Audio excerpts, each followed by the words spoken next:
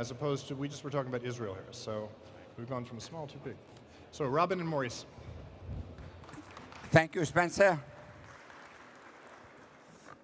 So, I'm again with you. And as Spencer said, we are moving from a very tiny Israel to a slightly bigger China.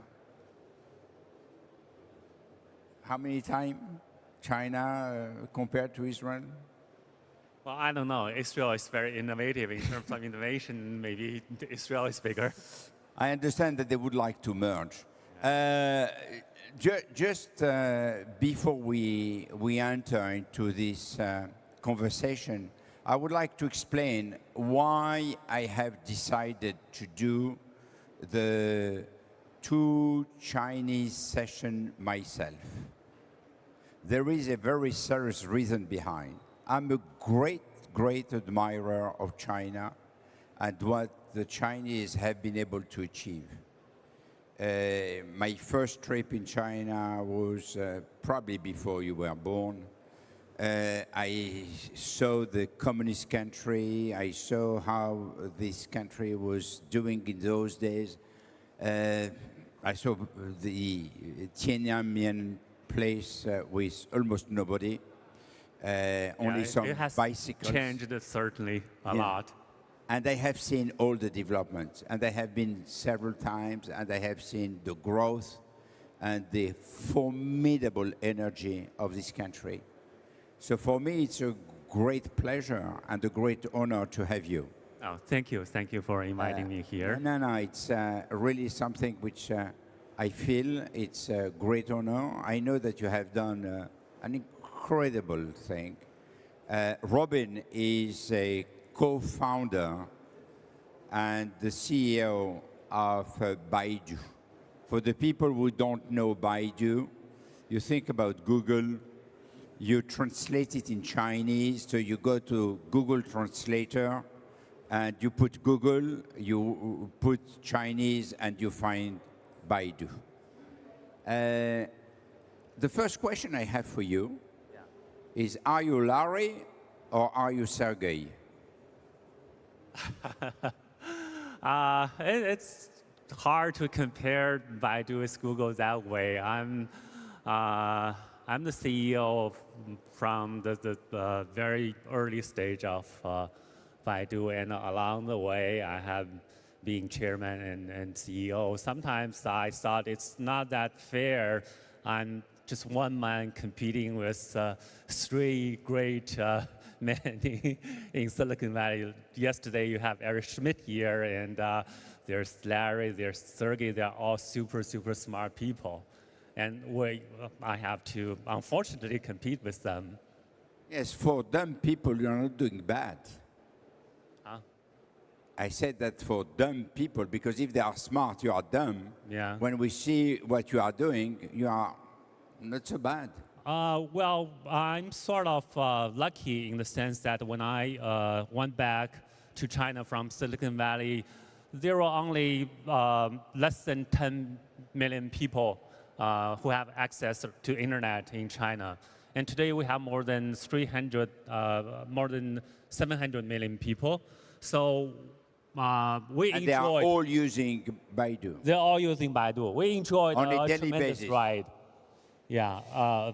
So because of the super fast growth rate, we were able to ride along the way. We understand the local Chinese needs. We came up a lot of solutions that's good for the Chinese users. In the early days, there were not a lot of content in Chinese.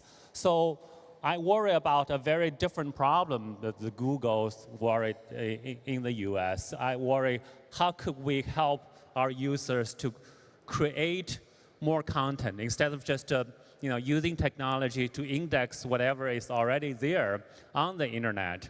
So back in 2003, that's like 13 years ago, we came up with an idea called Postbar. Everyone can post whatever they are searching for. There's a query. For each query word, you have a dedicated message board for that query.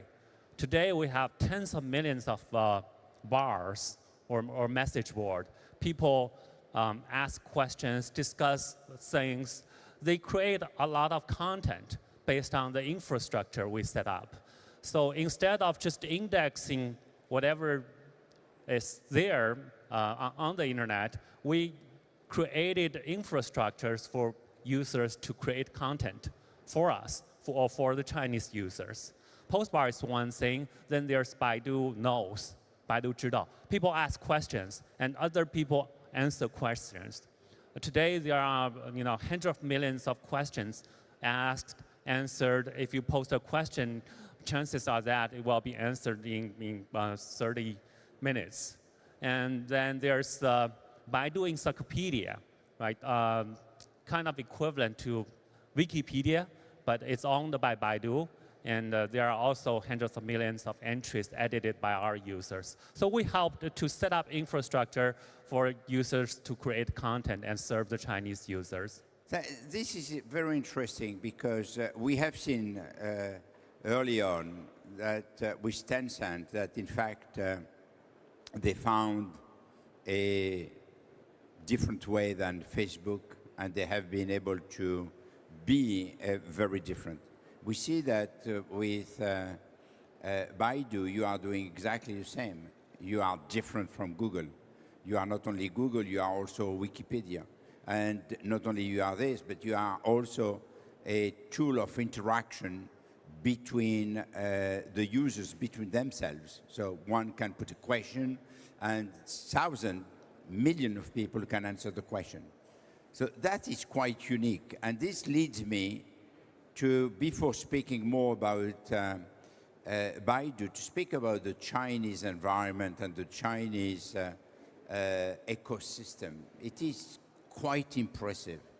The way China has evolved and the way China has built a Chinese internet, a Chinese digital and technology solutions is quite impressive. Maybe you can tell us a few words about what are the drivers for this China ecosystem. I think ultimately it's the market that's driving all kinds of things.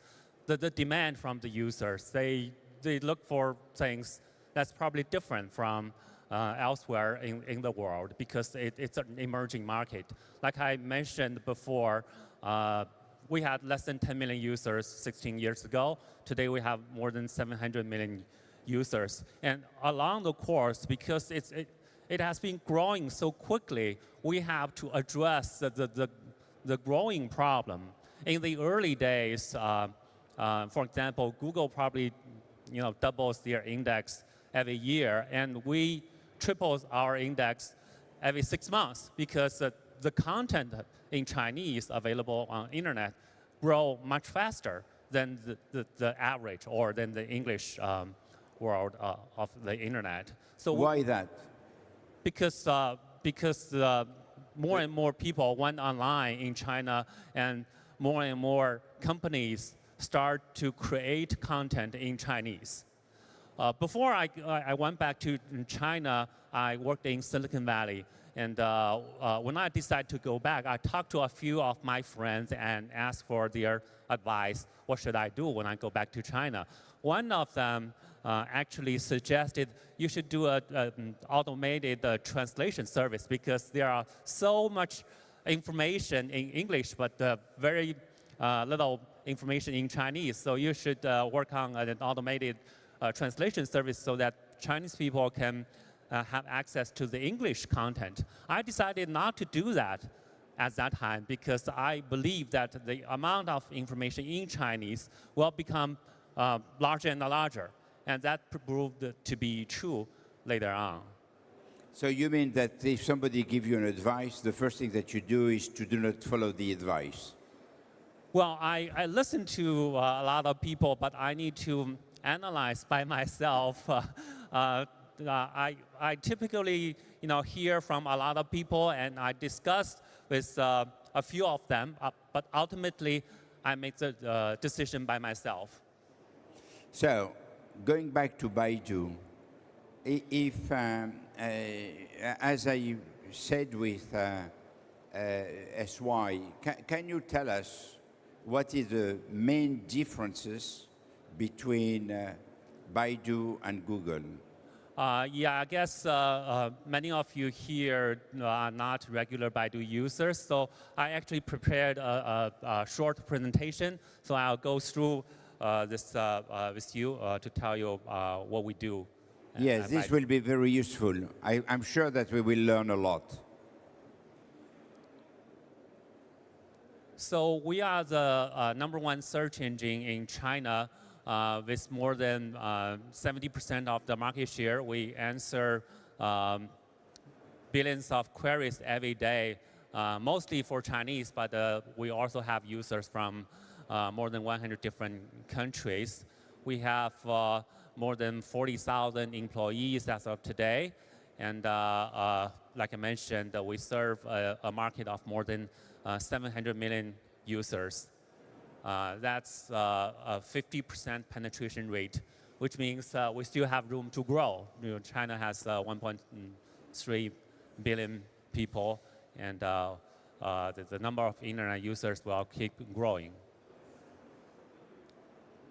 The Baidu search experience is already quite different from a traditional search engine in the sense when you go to a traditional search engine, typically you type in a query word, you have a list of websites ranked by relevance. Each of the sites have a title, summary, and you click on the title. It brings bring you to a different website.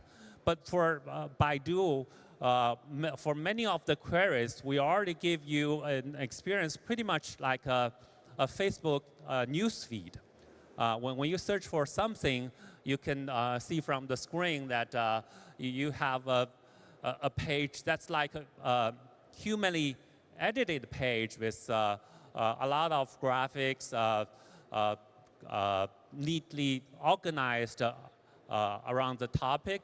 That's for content-oriented queries. There are also service-oriented queries. For example, if you search for a movie title, we actually tell you where the closest cinema is and when the showing time is.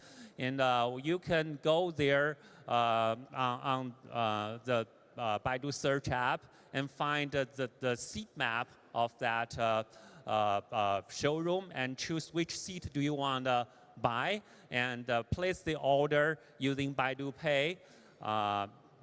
So electronically, you can get everything done. Then at the time of the show, you just walk in there. So everything is seamlessly integrated into a search app from query to transaction. You don't need to register on another website like David Marcus mentioned earlier during the earlier session. The website in mobile age is very bad. The user experience is not good. If you land on a different website, you need to register again. You need to get used to their layout.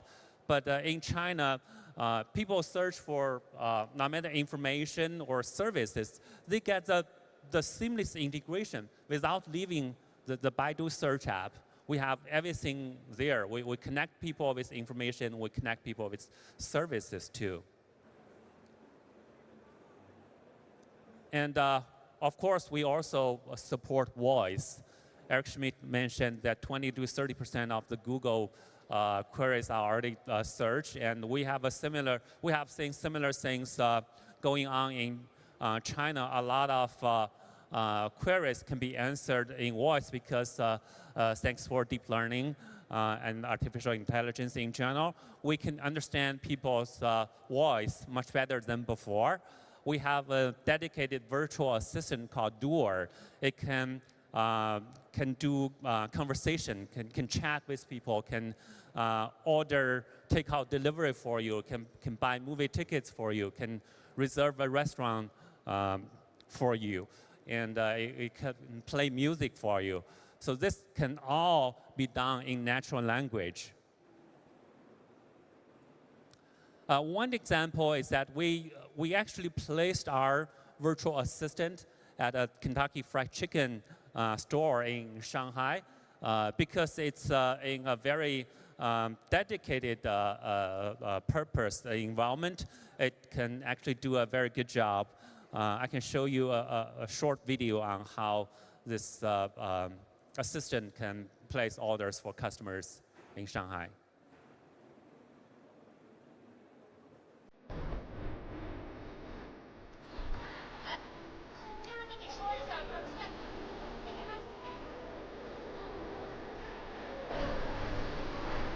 Please 按住按钮自我宣号。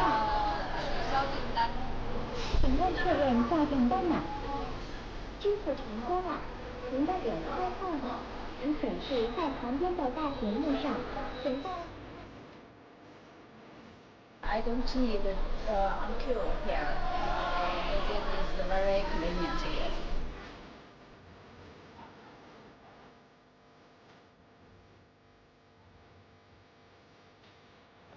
We talk, say something very funny, and he can answer the question like normal people. 取消订单。好的，订单已取消，您还可以到人工柜台进行点餐。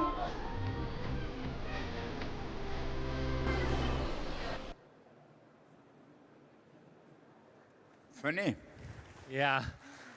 So today, as a virtual assistant, it's not ready to function in a general environment yet. You probably have the similar experience with Siri or Facebook M or Google Assistant. But in a vertical area like in a KFC store, we can actually pretty much understand everything a customer says and replace the cashiers there.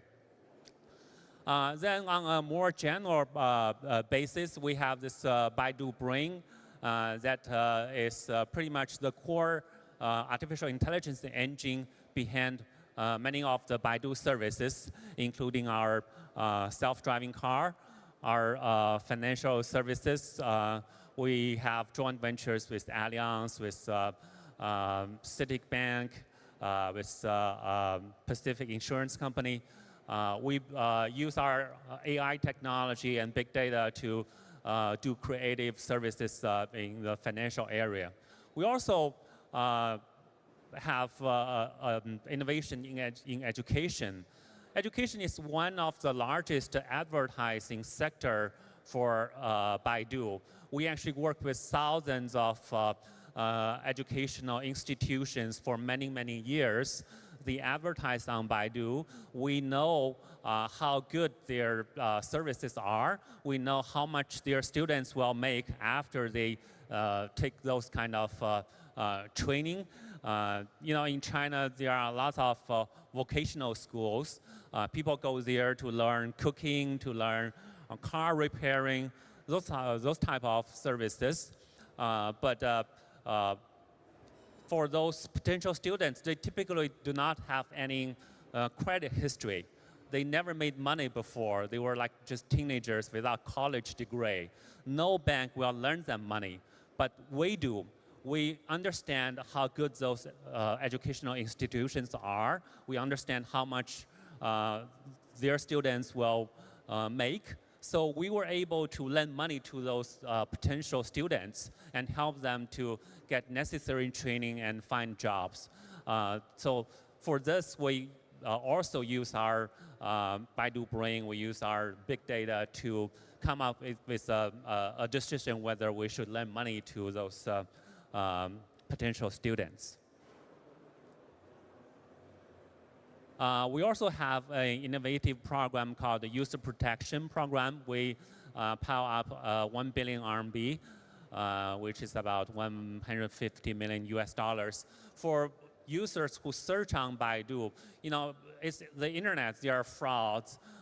If they get cheated by the Baidu advertisers. If there's a fraud, we, Baidu, actually pay the users first, and then we go after those fraudulent advertisers. So I believe this is also very unique for the Chinese environment. We do a lot of things that it usually should be done by the government.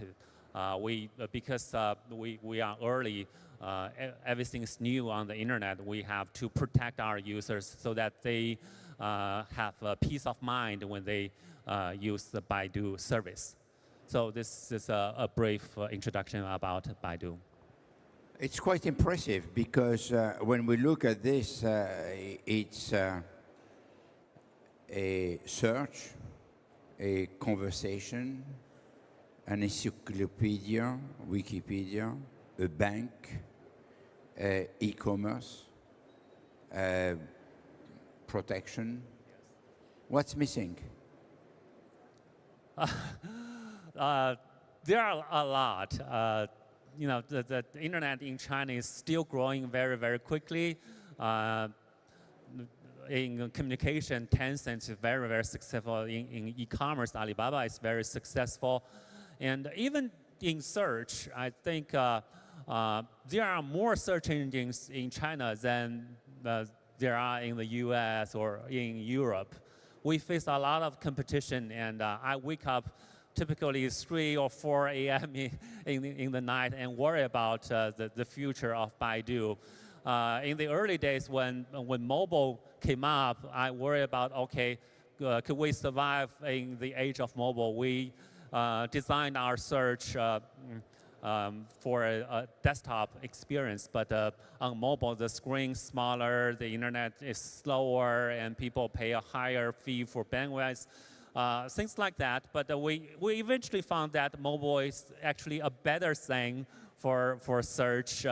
We have to give the users the right answer on the first result instead of just showing them, tens of different links for them to choose from. We came up with all kinds of newsfeed like experience for content. We enable closed loop transactions for services. We actually could do a lot more than we could during the desktop age. Voice-activated search. People are not used to do voice on desktop, but it's very natural on a mobile phone. You can see, just freely say whatever you want to say, and the Baidu search engine can understand your true meaning. So it took us about 2 years to transition from a desktop search to mobile search. Today, more than 2/3 of our queries come from mobile, and more than 60% of our revenue, advertising revenue, come from mobile. But then we face a new problem. Will search still be relevant? Going forward, people can directly go to WeChat, go to Facebook, go to Uber, go to a lot of different apps. Do they still need search? And we need to worry about this problem. We need to address this kind of new consumer behavior. We need to keep innovating.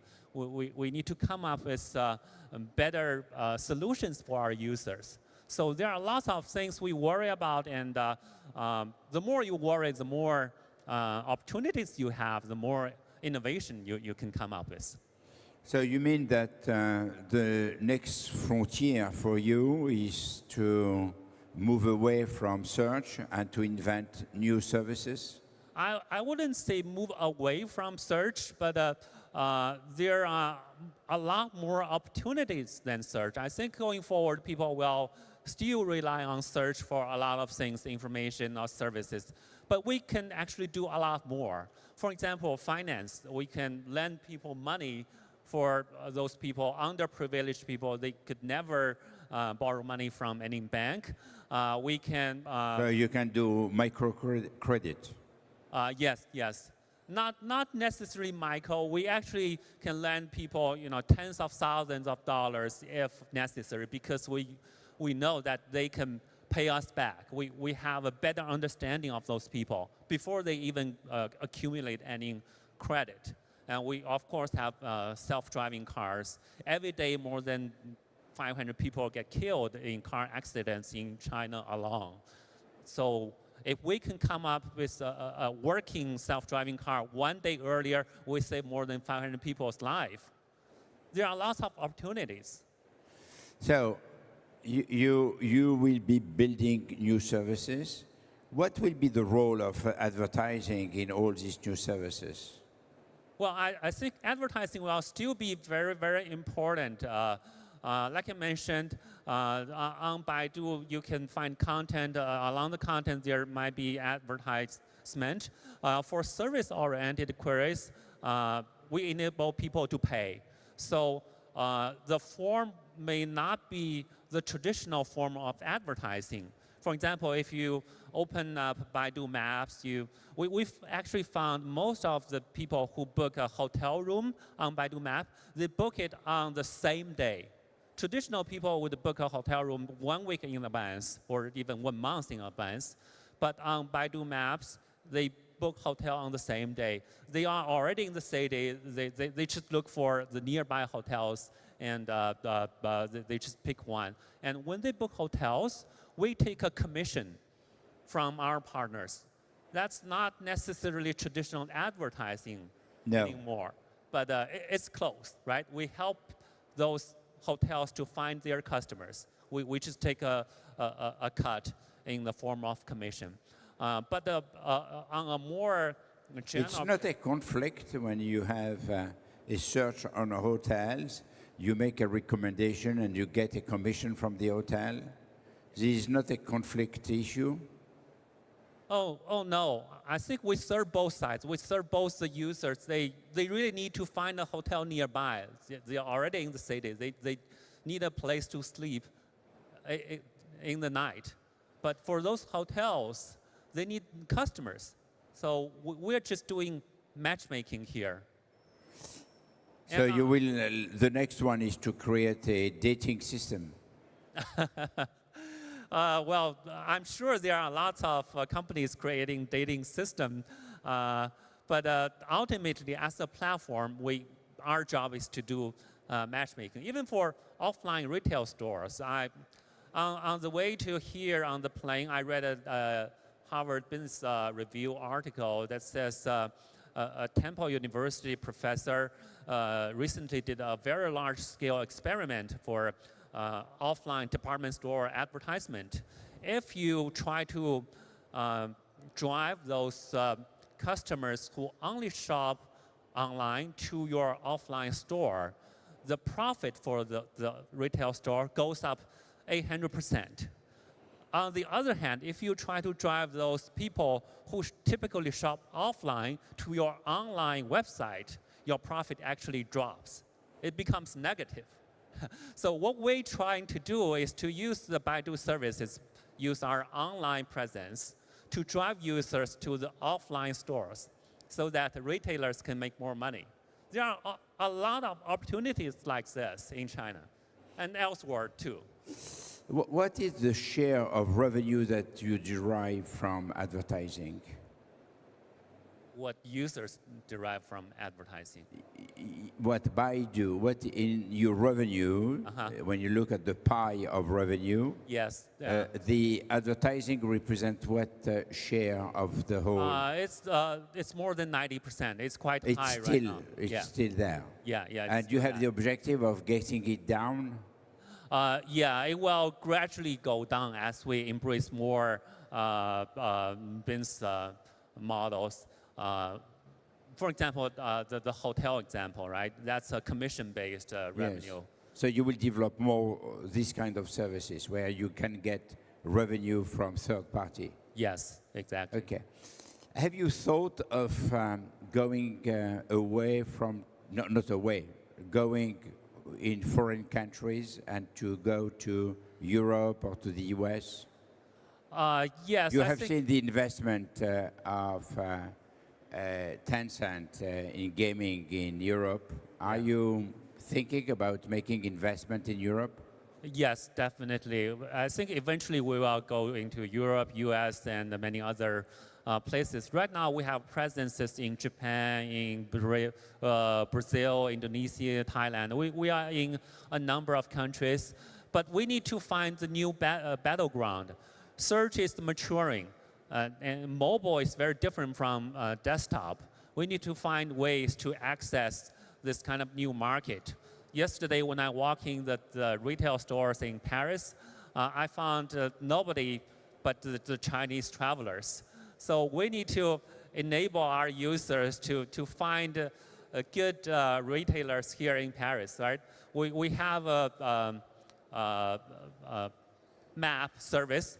So Baidu users, when they come here, they open up Baidu Map. We can tell them where are the good retailers here. We'll start from here. We will gradually expand into other areas. Okay. Robin, we are coming to a close. I would like to thank you very warmly, but I would like also to ask you one very important question. When you have achieved what you already have achieved, which is absolutely fantastic, and by the way, I'm a bit surprised because the Chinese are more discreet in building a star system for CEOs, and you are less known than Jack Ma, and you are much less known than Larry and Sergey. This is something which one day has to be explained, because the success that you have had is just enormous. It's something quite unique. What is moving you, and what is next? Well, I'm an engineer by training. I think every entrepreneur is different. For me, I don't want to be recognized on the street wherever I go, and I have to always wear a cap. I enjoy the life like an ordinary people.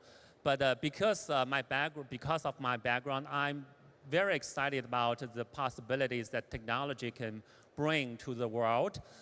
Today, already most of our services are powered by artificial intelligence, and I think going forward, there are a lot of new opportunities that we can do using technology, using innovation to change people's life. Today, what I'm so proud of is that a lot of people in China use Baidu services. They don't necessarily recognize me on the street, but they use Baidu on a daily basis. So tomorrow, I prefer people from Paris, people from Tokyo, people from San Francisco. They all use Baidu on a daily basis. That would be my aspiration. That would be my dream. So we can expect to see you changing the European landscape as you have been changing the China landscape. I certainly hope so. Okay, thank you very much. Robin Li. Thank you, Maurice. Thank you.